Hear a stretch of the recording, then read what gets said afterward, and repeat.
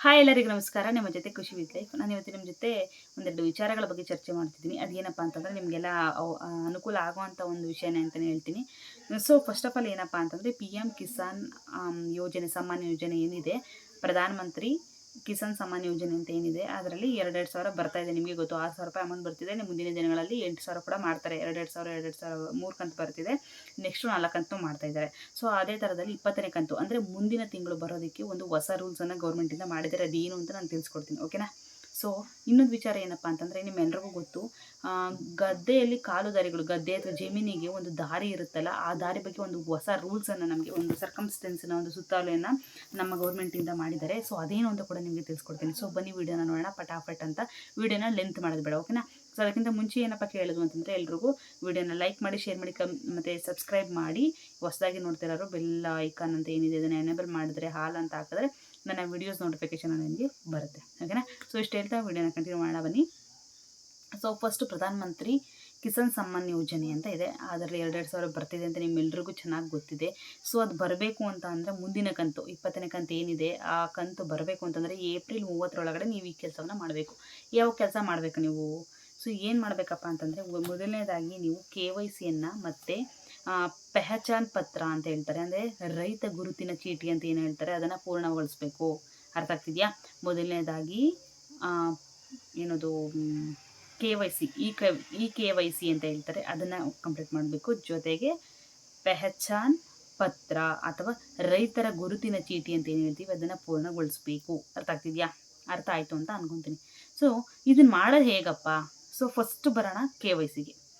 So KYCನ ಮಾಡಬೇಕು ಅಂತಂದರೆ first PM Kisan ಅಧಿಕೃತ ವೆಬ್ಸೈಟ್ಗೆ ಹೋಗಬೇಕು. PM ಕಿಸಾನ್ ಅಧಿಕೃತ ವೆಬ್ಸೈಟ್ಗೆ ಹೋಗಿ ಅನಂತರ ಲಾಗಿನ್ ಮಾಡಬೇಕು, ಆಯಿತಾ. ನಿಮ್ಮ ಒಂದು ಖಾತೆ ID ಏನಿದೆ ಅದನ್ನು ಹಾಕ್ಬಿಟ್ಟು ಲಾಗಿನ್ ಮಾಡ್ತಾರೆ. ಲಾಗಿನ್ ಮಾಡಿದ ಮೇಲೆ KYC ಅನ್ನೋ ಆಪ್ಷನ್ ಕಾಣುತ್ತೆ, ಆಯಿತಾ. ಸ್ಕ್ರೀನ್ ಮೇಲೆ KYC ಅನ್ನೋ ಆಪ್ಷನ್ ಕಾಣುತ್ತೆ. ಅದಾದಮೇಲೆ ಅದನ್ನು ಕ್ಲಿಕ್ ಮಾಡಿ ಅನಂತರ ಆಧಾರ್ ಸಂಖ್ಯೆಯನ್ನು ಅಥವಾ ಖಾತೆ ಸಂಖ್ಯೆಯನ್ನು ನಮೂದಿಸಬೇಕು. ಅರ್ಥ ಆಗ್ತಿದೆಯಾ? ಆಧಾರ್ ಸಂಖ್ಯೆ ಮತ್ತು ಖಾತೆ ಸಂಖ್ಯೆನ ನಮೂದಿಸಿದ ಮೇಲೆ ಅಲ್ಲಿ ಏನಂತ ಬರುತ್ತಪ್ಪ ಅಂತಂದರೆ, KYC ಸಫಲವಾಗಿ ಪೂರ್ಣಗೊಂಡಿದೆ ಅಂತ ಒಂದು ಮೆಸೇಜ್ ಬರುತ್ತೆ. ನಿಮ್ಮ ಮೊಬೈಲ್ಗೆ KYC ಪೂರ್ಣಗೊಂಡಿದೆ ಅಂತ ಮೆಸೇಜ್ ಬರುತ್ತೆ. ಬೈ ಮಿಸ್ ಸಫಲಗೊಂಡಿಲ್ಲ ಅಂತಂದರೆ ಅಥವಾ ಪೂರ್ಣಗೊಂಡಿಲ್ಲ ಅಂತಂದರೆ ಯಾವುದೇ ಕಾರಣಕ್ಕೂ ನಿಮಗೆ ಅಮೌಂಟು ಬರೋಲ್ಲ. ಅರ್ಥ ಆಗ್ತಿದೆಯಾ? ಅರ್ಥ ಆಯಿತು ಅಂತ ಅಂದ್ಕೊತೀನಿ. ಇನ್ನೊಂದು ಸಲ ಹೇಳ್ತೀನಿ ಕೇಳಿ. KYCನ ಪೂರ್ಣಗೊಳಿಸಬೇಕು. KYC ಪೂರ್ಣಗೊಳಿಸೋದೇನೆಂದರೆ, ಅಧಿಕೃತ ವೆಬ್ಸೈಟ್ಗೆ ಹೋಗಿ ಅಲ್ಲಿ KYC ಆಪ್ಷನನ್ನು ಕ್ಲಿಕ್ ಮಾಡಿ ಅನಂತರ ನಿಮ್ಮ ಆಧಾರ್ ಕಾರ್ಡ್ ಸಂಖ್ಯೆ ಅಥವಾ ಖಾತೆ ಸಂಖ್ಯೆನ ಹಾಕಿದ್ರೆ ನಿಮಗೆ ಅಲ್ಲಿ ಒಂದು ಮೆಸೇಜ್ ಬರುತ್ತೆ, KYC ಪೂರ್ಣಗೊಂಡಿದೆ ಅಂತ. ಈ ಮೆಸೇಜ್ ಬಂದರೆ ಮಾತ್ರ ನಿಮಗೆ ಅಮೌಂಟ್ ಬರುತ್ತೆ. ಬರಲಿಲ್ಲ ಅಂತಂದರೆ ಯಾವುದೇ ಕಾರಣಕ್ಕೂ ಅಮೌಂಟ್ ಬರೋಲ್ಲ. ಅರ್ಥ ಆಗ್ತಿದೆಯಾ? ಈಗ ನೆಕ್ಸ್ಟು ರೈತರ ಗುರುತಿನ ಚೀಟಿ ಅಂತ ಹೇಳಿದೆ, ಪಹಚಾನ್ ಪತ್ರ ಅಂತ ಹೇಳಿದೆ. ಸೊ ಅದನ್ನ ಹೇಗೆ ಮಾಡ್ಕೊಳ್ಳೋದು? ಅದನ್ನ ಹೇಗಪ್ಪ ಮಾಡೋದು ಅಂತಂದರೆ, ಮೊದಲನೇದಾಗಿ ನಿಮ್ಗೆ ಇಷ್ಟು ಡಾಕ್ಯುಮೆಂಟ್ಸ್ ಬೇಕು. ರೈತನ ಹೆಸರು ಮತ್ತು ಆ ಜಮೀನು ಎಷ್ಟು ಎಕರೆ ಇದೆ ಅದರದ್ದು ವಿವರ ಒಂದು, ಅಥವಾ ಏನು ಬೆಳೆ ಬೆಳೆದಿದ್ರೆ ಅದ್ರ ಮಾಹಿತಿ. ಅರ್ಥ ಆಗ್ತಿದೆಯಾ? ಜಮೀನು ಎಷ್ಟು ಎಕರೆ ಇದೆ, ಅದ್ರ ಏನು ಬೆಳೆದಿದ್ರೆ, ಮತ್ತು ನಿಮ್ಮ ಹೆಸರು ಮತ್ತು ಆಧಾರ್ ಕಾರ್ಡ್ ಲಿಂಕ್ ಮಾಡಿಸಿರ್ತೀವಲ್ಲ, ಅದು ಡಿಜಿಟಲ್ ID, ಅದು ಇಷ್ಟು ಕೊಟ್ಟರೆ ತೊಗೊಂಡೋಗಿ ಅದನ್ನು ಹತ್ತಿರದ ಕೃಷಿ ಕೇಂದ್ರಗಳಿರುತ್ತಲ್ಲ ಅಲ್ಲಿ, ಆ ಸೈಬರ್ ಕೇಂದ್ರ ಅಥವಾ ಸೈಬರ್ ಸೆಂಟರ್ ಅಂತ ಏನು ಹೇಳ್ತೀವಿ, ಅಲ್ಲಿ ಹೋಗ್ಬಿಟ್ಟು ನೀವು ಲಾಗಿನ್ ಮಾಡಿಸಿದ್ರೆ ಈ ಒಂದು ಪೆಹಚಾನ್ ಪತ್ರ ಅಥವಾ ರೈತನ ಗುರುತಿನ ಚೀಟಿ ಸಿಗುತ್ತೆ. ಸೊ ಇವೆರಡೂ ಇದ್ದರೆ ಮಾತ್ರ, ಇವೆರಡನ್ನು ಪೂರ್ಣಗೊಳಿಸಿದ್ರೆ ಮಾತ್ರ ನಿಮಗೆ ಮುಂದಿನ ಕಂತಿನ ದುಡ್ಡು ಬರುತ್ತೆ, ಆಯಿತಾ. ಪ್ರಧಾನಮಂತ್ರಿ PM ಕಿಸಾನ್ ಯೋಜನೆ ಅಮೌಂಟ್ ಏನಿದೆ ಅದು ಮುಂದಿನ ದಿನಗಳಲ್ಲಿ ಬರಬೇಕು ನಿಮಗೆ 20ನೇ ಕಂತು ಅಂತ ಅಂದರೆ ಈ ಕೆಲಸವನ್ನು ನೀವು ಪೂರ್ಣಗೊಳಿಸಬೇಕು. ಅರ್ಥ ಆಯಿತು ಅಂತ ಅಂದ್ಕೊತೀನಿ, ಓಕೆನಾ.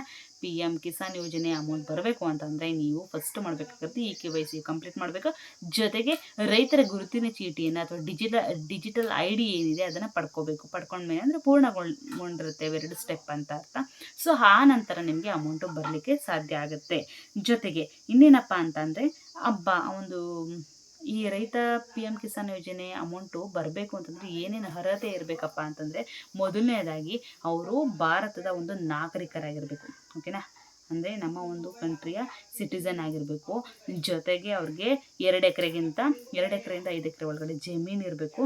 ಜೊತೆಗೆ ಆಧಾರ್ ಕಾರ್ಡ್ ಮತ್ತು ಬ್ಯಾಂಕ್ ಖಾತೆ 2 ಲಿಂಕ್ ಆಗಿರಬೇಕು. ಅರ್ಥ ಆಗ್ತಿದೆ? ಫಸ್ಟು ಲಿಂಕ್ ಆಗಿರಬೇಕು. ಯಾವುದೇ ಒಂದು ಅಷ್ಟೇ ಆಧಾರ್ ಕಾರ್ಡ್ ಲಿಂಕ್ ಆಗಿಲ್ಲದೆ ಇದ್ದರೆ ಆಗಲ್ಲ. ಬ್ಯಾಂಕ್ ಖಾತೆ ಮತ್ತು ಆಧಾರ್ ಕಾರ್ಡ್ ಎರಡೂ ಲಿಂಕ್ ಆಗಿರಬೇಕು.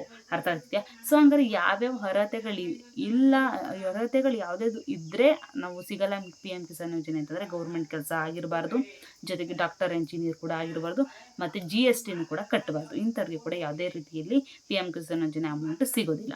ಅರ್ಥ ಆಗ್ತಿದೆಯಾ? ನೆಕ್ಸ್ಟು ಇನ್ನು ಇವಾಗ ಏನು ನಾನು ಹೇಳಿದೆ, ನಾನು ಎರಡನೇ ಸ್ಟೆಪ್ ಹೇಳಿದೆ. ಎರಡನೇ ಒಂದು ಪಾಯಿಂಟ್ ಏನು ಹೇಳಿದೆ, ಈಗ ನಿಮ್ಮೆಲ್ರಿಗೂ ಗೊತ್ತಿದೆ, ಜಮೀನಲ್ಲಿ ಅಕ್ಕಪಕ್ಕದವರು ಜಗಳ ಆಡಿಕೊಂಡು ಪರ್ಸ್ನಲ್ ದ್ವೇಷಕ್ಕೋ ಅಥವಾ ನಮ್ಮ ಜಮೀನು ಜಾಸ್ತಿ ವೇಸ್ಟ್ ಆಗುತ್ತೆ ಅನ್ನೋ ಒಂದು ಉದ್ದೇಶಕ್ಕೋ ಏನು ಮಾಡ್ತಾರೆ, ಗದ್ದೆಯಲ್ಲಿ ಅಥವಾ ಜಮೀನಲ್ಲಿ ಜಾಗವನ್ನು ಕೊಡದಿರೋಂಗೆ ಬೇಲಿ ಹಾಕೋಬಿಟ್ಟಿರ್ತಾರೆ. ನಮಗೆ ಓಡಾಡೋಕ್ಕೆ ಅಥವಾ ಎತ್ತಿನ ಗಾಡಿ ಓಡಾಡ್ಬೋದು, ಒಂದು ಲೈನ್ ಇರುತ್ತೆ, ಓಡಾಡ್ಕೋಬೋದು ಅಂತ. ಬಟ್ ಅದರ್ವೈಸ್ ಟ್ರ್ಯಾಕ್ಟರ್ ಉಳುಮೆ ಮಾಡೋಕ್ಕೆ ಟ್ರ್ಯಾಕ್ಟರ್ ಆಗಿರ್ಬೋದು, ಅಥವಾ ಎತ್ತಿನ ಗಾಡಿ ಹೊಡ್ಕೊಂಡೋಗಿರೋ ಹುಲ್ಲೇನೋ ತಗೋಬರೋಕ್ಕೆ ಲೈಕ್ ಆ ಥರ ಎಲ್ಲ ಇರುತ್ತಲ್ಲ, ಆವಾಗ ಜಾಗ ಇಲ್ಲದೆ ಇರೋವಂಥ ಸಿಚುವೇಷನಲ್ಲಿ ತುಂಬ ತೊಂದರೆನ ಅನುಭವಿಸ್ತಾರೆ. ಯಾವುದೇ ಥರ ಬೆಳೆಗೆ ಪ್ರಾಬ್ಲಮ್ ಆಗ್ಬೋದು, ಪ್ರತಿಯೊಂದಕ್ಕೂ ಪ್ರಾಬ್ಲಮ್ ಆಗ್ತಾ ಇರುತ್ತೆ, ಹೌದಲ್ವಾ?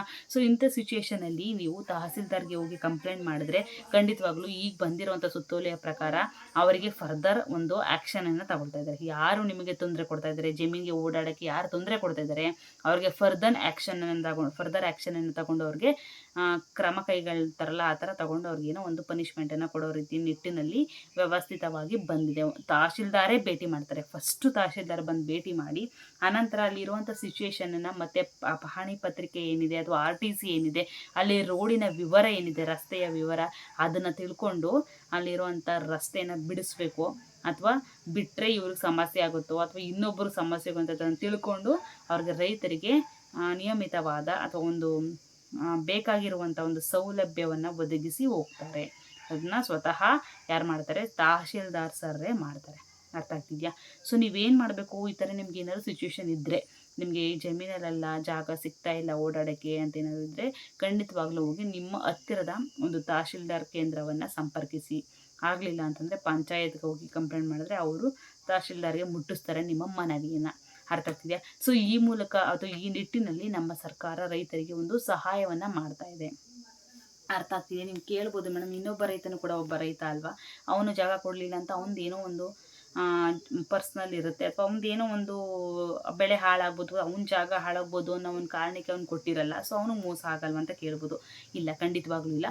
ಆ ಥರ ಇದ್ದರೆ ಖಂಡಿತವಾಗ್ಲೂ ಫಸ್ಟು ಪೇಪರನ್ನು ವೆರಿಫೈ ಮಾಡ್ತಾರೆ. ಅವ್ರದ್ದು ಏನು ಡಾಕ್ಯುಮೆಂಟೈಸೇಷನ್ ಇದೆ ಅದನ್ನು ವೆರಿಫೈ ಮಾಡಿ ಅದನ್ನು ಬಿಡೋ ಹಂಗಿದ್ರೆ ಮಾತ್ರ ಬಿಡಿಸ್ತಾರೆ, ಅಥವಾ ರೈತನಿಗೆ ತೊಂದರೆ ಆಗೋ ಥರ ಇದ್ದರೆ ಮಾತ್ರ ಬಿಡಿಸ್ತಾರೆ. ಇಲ್ಲ ಅಂತಂದರೆ ವೈಯಕ್ತಿಕವಾಗಿ ಜಗಳ ಮಾಡಬೇಕು ಅಂತಲೇ ಹೋಗಿ ಕಂಪ್ಲೇಂಟ್ ಮಾಡೋದು, ಈ ಇಶ್ಯೂಸ್ನೆಲ್ಲ ಅವರು ತಗೊಳ್ಳೋದಿಲ್ಲ.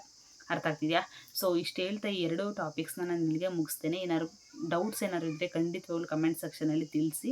ಸೊ ನೆಕ್ಸ್ಟ್ ವಿಡಿಯೋದಲ್ಲಿ ಮತ್ತೆ ಸಿಗೋಣ ಅಂತ ಹೇಳ್ತಾ ವಿಡಿಯೋನ ಇಲ್ಲಿಗೆ ಮುಗಿಸ್ತೀನಿ. ಜೊತೆಗೆ ನಾನು ಇನ್ನೊಂದೇನಪ್ಪ ಹೇಳ್ತಿದ್ದೀನಿ ನಿಮಗೆ ಅಂತಂದರೆ, ಖಂಡಿತವಾಗ್ಲೂ ವಿಡಿಯೋನ ಹೊಸದಾಗಿ ನೋಡ್ತಿದ್ದಾರೆ ಸಬ್ಸ್ಕ್ರೈಬ್ ಮಾಡ್ಕೊಂಡು ವಿಡಿಯೋನ ನೋಡಿ, ಪಕ್ಕದಲ್ಲಿರುವಂಥ ಬೆಲ್ಲೈಕನ್ನ ಎನೇಬಲ್ ಮಾಡಿದ್ರೆ ನನ್ನ ಎಲ್ಲ ವೀಡಿಯೋಸ್ಗಳು ನಿಮಗೆ ಫಸ್ಟ್ ನೋಟಿಫಿಕೇಶನ್ ಬರುತ್ತೆ.